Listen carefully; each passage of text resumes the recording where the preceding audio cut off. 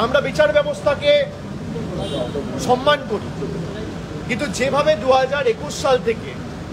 আজকে 4 বছরের মধ্যে প্রায় 50টার বেশি সিবিআই তদন্ত কলকাতার হাইকোর্টের বিভিন্ন বেঞ্চ থেকে কেন্দ্রীয় সরকার প্রভাব খাটিয়ে বাংলাকে ছোট করার জন্য এবং তৃণমূল কংগ্রেসকে চাপে রাখার জন্য যেভাবে হেনস্থা করেছে বাংলার মানুষ দেখেছে। এমনকি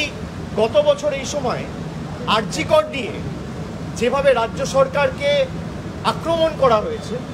যেভাবে বদনাম করা হয়েছে, যেভাবে সারা ভারতবর্ষ জুড়ে দুর্নাম ছড়িয়ে দেওয়া হয়েছে, পরবর্তীকালে সিবিআই তদন্ত ভার গ্রহণ করার পরে যে কাজ কলকাতা পুলিশ 24 ঘন্টায় করেছে, তার বাইরে সিবিআই আজকে 1 বছর হয়ে গেল কিছু করতে পারেনি। আমি আগেও বলেছি, আবার বলছি, যে যারা বাংলাকে ছোট করছে নিজেদের রাজনৈতিক স্বার্থ চরিতার্থ করতে, তারা বিগত দিনেও জবাব পেয়েছে, আগামী দিনেও তারা শিক্ষা পাবে।